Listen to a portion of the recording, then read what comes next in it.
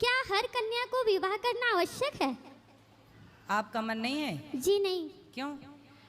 गुरुदेव, मेरे माता पिता कहना है कि मैं समाज को देख के मुझे विवाह करना जरूरी है। मतलब उन्हें लगता है कि समाज को देखते हुए तुम्हारा विवाह करना जरूरी नहीं तो समाज जीने नहीं देगा। लेकिन मेरा उद्देश्य है कि मैं विवाह ना करूं, मैं आपके जैसे सेवा करूं। तो अभी मैं एक शिक्षक हूं, प्राइवेट इंग्लिश मीडियम स्कूल में पढ़ाती हूं और मैंने बीएड क्वालिफाइड किया है। अभी मेरी प्रिपेयरिंग चल रही है और मैं 30 से 40 बच्चों को कोचिंग भी पढ़ाती हूँ। लेकिन आपके आश्रम में आने के पश्चात मुझे ऐसा प्रतीत हुआ कि अब मुझे कोचिंग फ्री कर देना चाहिए, क्योंकि मेरे पास जो ज्ञान है और मैं उसी से सेवा पहले स्टार्ट करूँ। सही है। तो कोचिंग पढ़ाया करो, बच्चों को थोड़ा निःशुल्क पढ़ाया करो। जी गुरुदेव। तो इसके लिए मुझे अपने कोचिंग में शास्त्र अध्ययन भी रखना है, तो इसके लिए मुझे आपकी बहुत ज़्यादा ज़रूरत है। मुझे ज्ञान देने वाला कोई नहीं है। कौन सा ज्ञान चाहिए बताओ? मुझे अपने बच्चों को कैसे गाइड करूँ? जैसे अभी आपने आज की कथा में बताया कि सीबीएसई बोर्ड के बच्चे तो हैं, पढ़ते तो हैं, लेकिन संस्कार नहीं है, तो उनके अंदर संस्कार कैसे डालूं? शास्त्र अध्ययन का ज्ञान कैसे दूं? क्योंकि हमारे गुरु तो आप हैं और हम आपसे 10 सालों के बाद आपकी कथा सुने, 10 साल लगातार, तो जाके आज मिले, कन्हैया ने मुझे बुलाया। तो आज मैं 7 से 8 दिन हो गया मुझे आए, मैंने हर जगह दर्शन किया, लेकिन जो चीज़ मैंने आपके यहाँ आके देखा, माँ की सेवा, भोजन जो आपके यहाँ चलता है, वो सब देख के मुझे ऐसा लगा कि सच में मैं जो अपनी मैया से कहती हूँ मुझे करना चाहिए। तो आप मेरी मैया को, मेरे बाबा को समझाइए कि विवाह ही सब कुछ नहीं होता। मैं अपने पैरों पे खड़ा रह के समाज की सेवा कर सकती हूँ। बिल्कुल कर सकते हैं, सही है। तो गुरुदेव, मुझे विवाह करना चाहिए, माँ पापा की बात माननी चाहिए या कितनी बहन हो आप? 3 बहन हो और मेरे भ्राता 2 हैं। देखो, आपका विचार अच्छा है कि समाज सेवा करना चाहिए, लेकिन आपको आपके मन पर भरोसा है? यस जी गुरुजी। सुनो, मन आज तो चलो ठीक है, कल को मन यदि भटका, तो यदि आप अपने मन को सदा कंट्रोल कर सकें, अपने मन पर आप हावी हो सकें, तो फिर ठीक है, आप समाज की सेवा करिए। समाज की सेवा तो सबसे बेस्ट, इससे बढ़िया कोई काम नहीं हो सकता, लोक परलोक दोनों के लिए।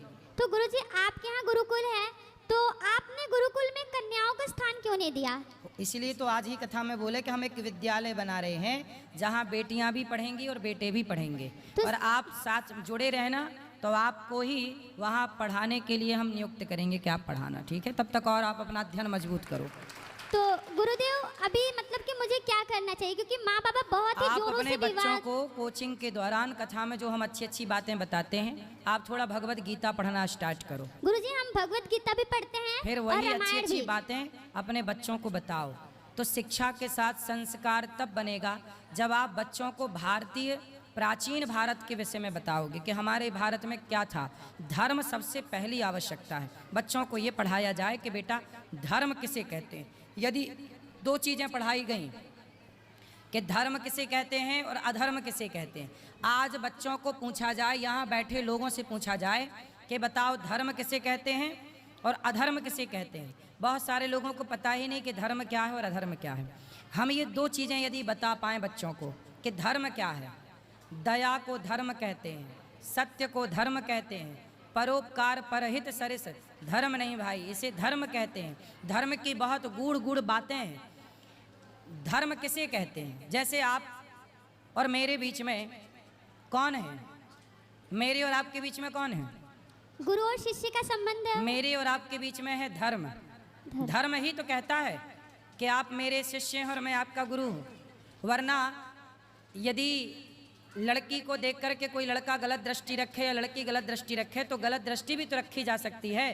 पर मैं कहता हूँ कि आप मेरी बहन हो, तो मैं कहता हूँ मैं आपको देख रहा हूँ तो बहन की दृष्टि से।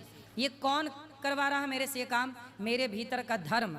मेरे भीतर का धर्म ही है जो हर स्त्री को माँ, बहन और बेटी के रूप में देखने के लिए विवश करता है। यदि धर्म मर जाए किसी का, तो रावण ने सीता मैया को देखा तो था, सीता तो जगत की माता थी, जगत जननी थी, पर जगत की माता को भी, सीता माता को भी रावण ने गलत नज़र से देखा, क्योंकि रावण का धर्म मर चुका था। यदि धर्म जिंदा होता तो रावण किसी स्त्री को, पराई स्त्री को गलत दृष्टि से देखता ही क्यों? दुर्योधन का धर्म जिंदा होता तो भरी सभा में नारी के कपड़े उतारता ही क्यों? इसलिए मूल बात है धर्म को जानना। आज ना हमारे देश में एक बहुत बड़ी विडंबना, हमारा देश पता है क्या है? धर्म निरपेक्ष। निरपेक्ष का मतलब क्या हुआ?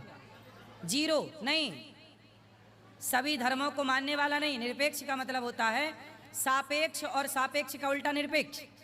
निरपेक्ष का मतलब होता है कि आप धार्मिक नहीं हैं। जी गुरुदेव। आप धार्मिक क्यों भैया? क्या किसी लड़की को बहन के रूप में देखना, क्या ये धर्म नहीं है? यही तो धर्म है। रावण के भीतर धर्म होता तो क्यों देखता? जी गुरुदेव। आज तुम कह रहे हो धर्म निरपेक्ष, धर्म निरपेक्ष बन गया तभी तो बलात्कार हो रहे हैं। धर्म सापेक्ष होता तो बलात्कार क्यों होता? लोगों को पता होता कि बेटा किसी लड़की को देखना गलत है। अब धर्म का पाठ है ही नहीं, धर्म निरपेक्ष निरपेक्ष चिल्ला रहे हैं लोग। धर्म जब है ही नहीं तो धर्म का आचरण करेगा कौन? फिर बेटा अपने बाप के साथ धर्म नहीं कर रहा है, फिर बेटा अपने माँ बाप के साथ धर्म नहीं कर रहा है, पत्नी अपने पति के साथ धर्म नहीं कर रही है, पति अपने पत्नी के टुकड़े करके कुकर में पका रहा है, पत्नियां पति को मार मार के ड्रम में पैक कर रही हैं। क्यों? क्योंकि धर्म नहीं है। अब और लिख लो धर्म निरपेक्ष। धर्म निरपेक्ष, ये देश कभी धर्म निरपेक्ष, तुम्हारे पूर्वज देख रहे होंगे तो रो रहे होंगे कि राम राम, जिस देश में राम हुए, जिस देश में कृष्ण हुए, काय के लिए आए? धर्म संस्थापनार्थाय संभवामि युगे युगे। जिस देश में राम कृष्ण धर्म की स्थापना करने प्रकट हुए, आज वो देश कह रहा कि हम धर्म निरपेक्ष हैं। धर्म निरपेक्ष का मतलब है धर्म से शून्य हो जाना, धर्म को भूल जाना।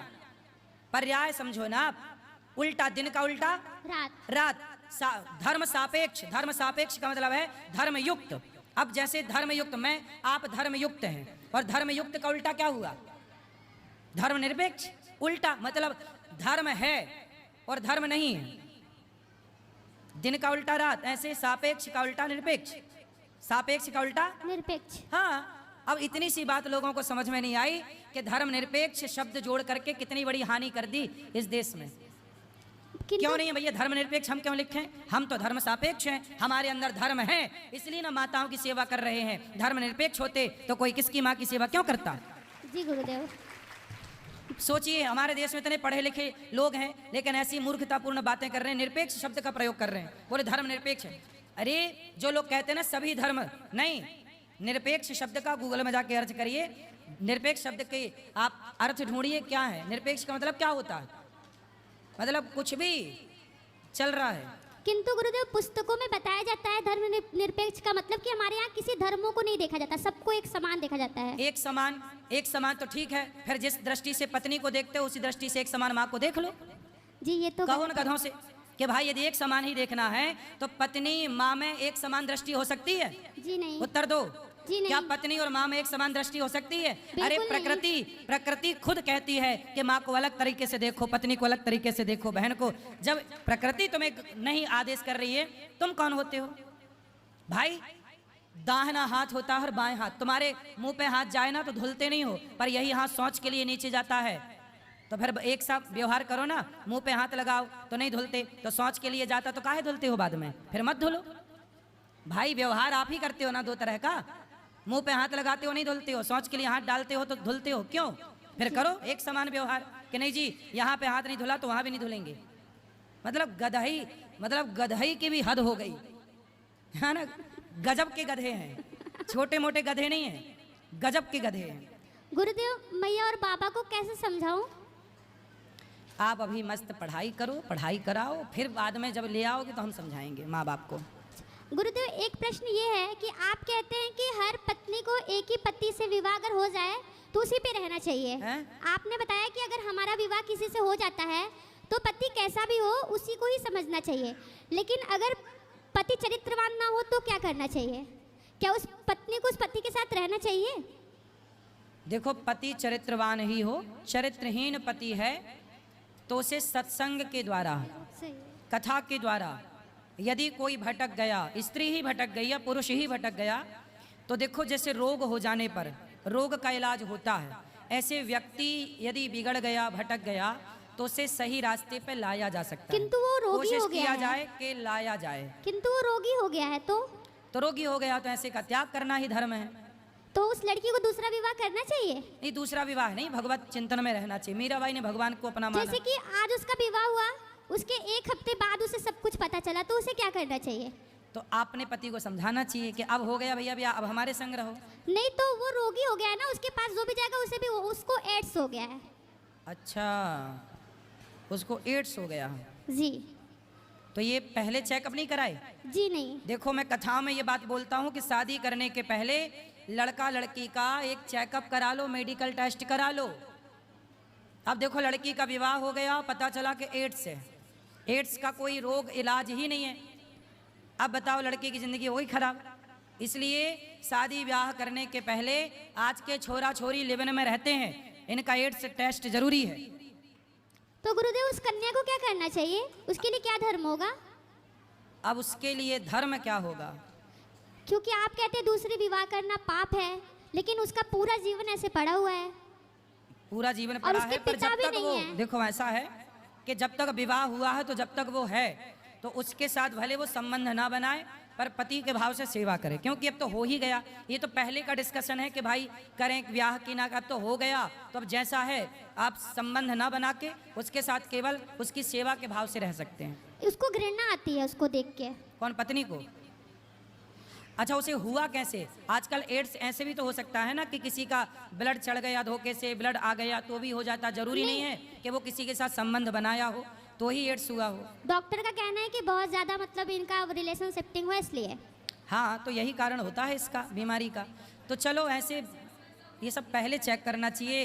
बेटी का विवाह मजाक नहीं है, पानी पियो छान के, विवाह करो जान के, बहुत पड़ताल करनी चाहिए। गुरु जी, बेटी के कन्या विवाह को क्या करना चाहिए, उसे दूसरा विवाह करना चाहिए? सनातन धर्म दूसरे विवाह की इजाजत नहीं देता। आगे हरी इच्छा है, जो उसे अच्छा लगे, जो रास्ता उस अच्छे रास्ते पर चले, बस वो सुखी रहे, ऐसा कार्य करे। गुरु जी, वन प्रश्न और है। कल कर लेना बाकी सवाल, कल भी है, अभी इनके बाद आप कर लेना। फिर से बोलो। राधे राधे गुरुजी। जी जी, हाँ जी। आपके चरणों में मेरा कोटि कोटि प्रणाम। गुरुजी, मैं आपको रोज YouTube पे देखती हूँ। आज आपको लाइव देख के मुझे बहुत अच्छा लग रहा है, और मेरी मम्मी भी आपकी बहुत बड़ी फ़ैन है, वो आपको बहुत प्यार करती हैं।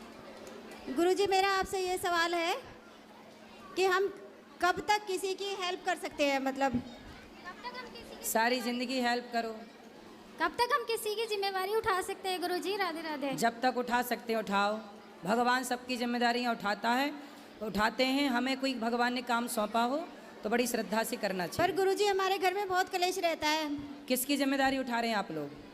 भाई, मम्मी है, हमारी मम्मी अंधी है बेचारी, और मेरे भाई है, ये उसके बच्चे हैं छोटे छोटे। उसकी मम्मी ना चली गई छोड़ के इनको, बच्चों को ना, छोटे छोटे बच्चों को किसी और के साथ चली गई। तो उसकी वजह से मेरा भाई भी डिप्रेशन में चला गया, कभी काम करता है, कभी छोड़ देता है, दारू वारू पी लेता है। तो इन बच्चों के बेचारों की बहुत ज़िंदगी ख़राब है, छोटे छोटे बच्चे हैं। हमसे जितना हो सकता है हम इनकी हेल्प करते हैं पूरी। तो फिर आपके बच्चे?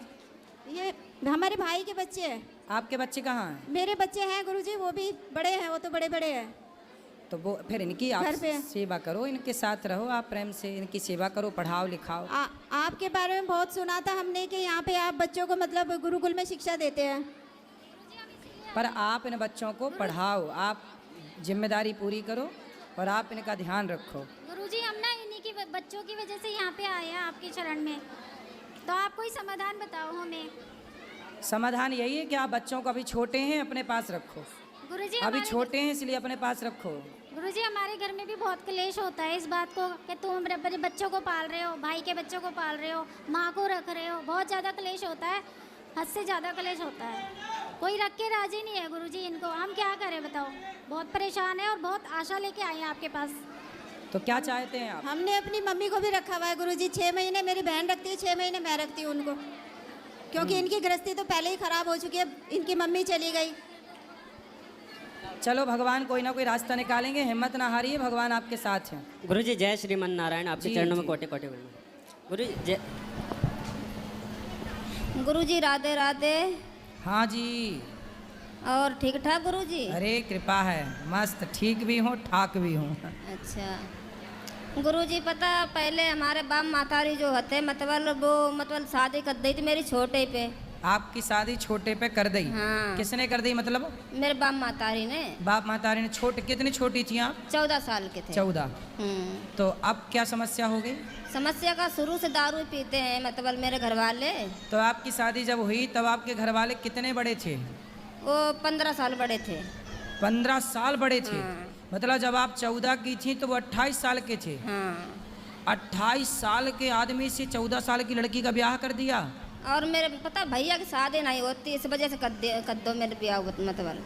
तो आपकी मैया ने इतने बुढ़े आदमी से कहा तुम्हारा ब्याह कर दिया? जैसे बड़े भाई की शादी नहीं हो रही थी तो इनके हमारे जो घरवाले हैं इनके भाई ने बोला कि हम तुम्हारे लड़के की शादी करवा देंगे और अपनी लड़की मेरे भाई के लिए कर दो, ऐसे हो गया था। अदला बदली एक्सचेंज। तो अब पता हमने जाके मतलब हमने ये सोचा कि बच्चों के सारे ज़िंदगी काट लेंगे हम।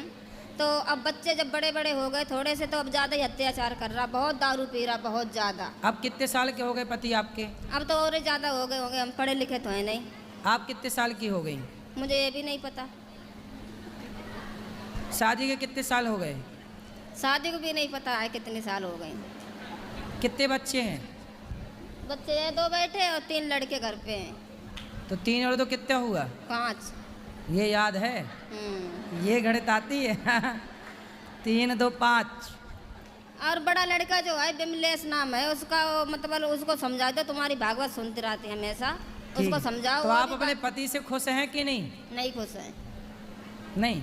नहीं तो अब 5 बच्चे हो गए, अब खुश रहो ना रहो, अब तो हो ही गए तो बच्चे। हम तो बच्चों के साथ रहना चाहते हैं, अगर रहेंगे पति से बच्चों के साथ रहेंगे, जो मर्जी मतलब नहीं तो काम बच्चों करें। के साथ तो रहो, पर बूढ़े उसके साथ भी तो रहो बुढ़ापे में। वो डेली गालियां देता के, दारू पी के डेली गाली, डेली मतलब तो आप गाली। समझाया करो।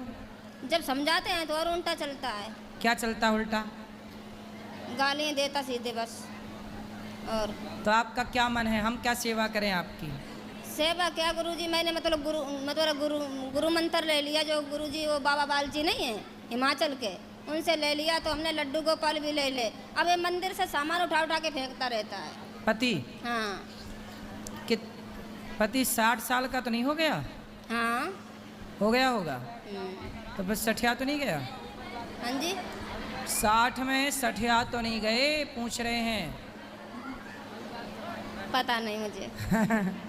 अब भगवान को फेंक रहे हैं तो सठियाई गए होंगे, तब तो फेंक रहे गुरुजी हैं। तुम लड़का को तो समझाए जो दो। उम्र भगवान में लगने की है उस उम्र में वो भगवान से दूरियां बना रहे हैं, तो नरक जाएंगे और भोगेंगे कष्ट। क्या है? हम हमारे गुरुजी को भी गाली देते हैं, एकादशी का व्रत रहते हैं तो बोलता मतलब एकादशी का व्रत क्यों रहती है?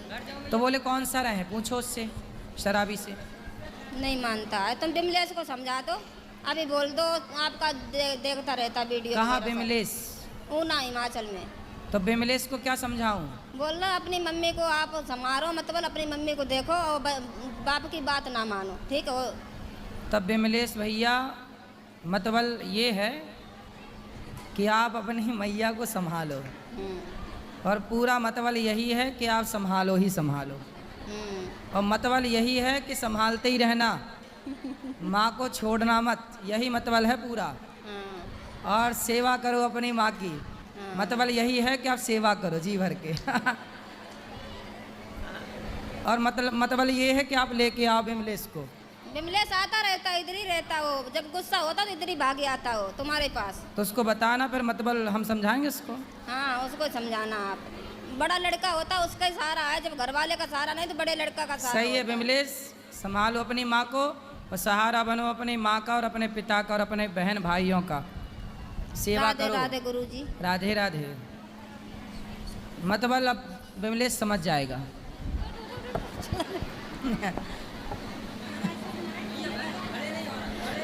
गुरुजी राधे राधे। जी। गुरुजी मैं आपका धन्यवाद करना चाहती हूँ। क्यों? गुरुजी मैं 17 साल से डिप्रेशन की दवा खाती थी। हैं? 17 साल से। तो मैं 4 साल से आपकी कथा सुनने लगी, जब से मेरी दवा बंद हो गई। डिप्रेशन था पर कथा सुनी तो दवाई बंद हो गई। जी मैं उसमें लीन तो हो कितने गई। पैसा बचे दवाई के? पूरे बच गए। कितने?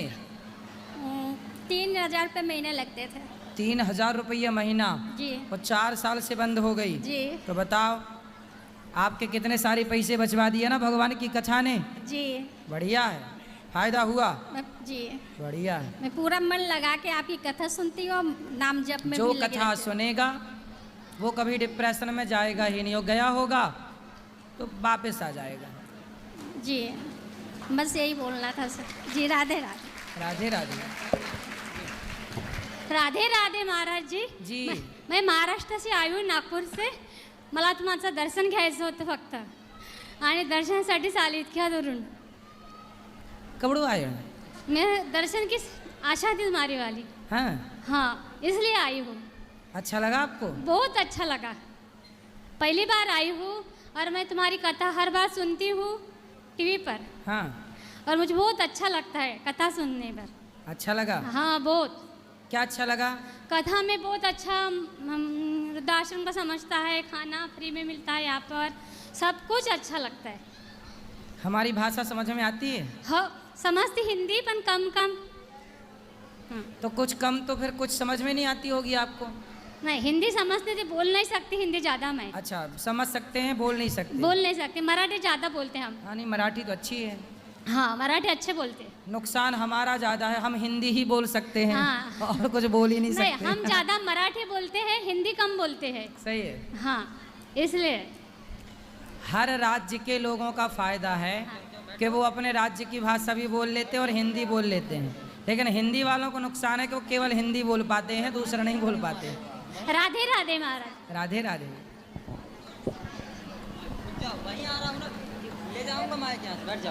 गुरु जी राधे राधे।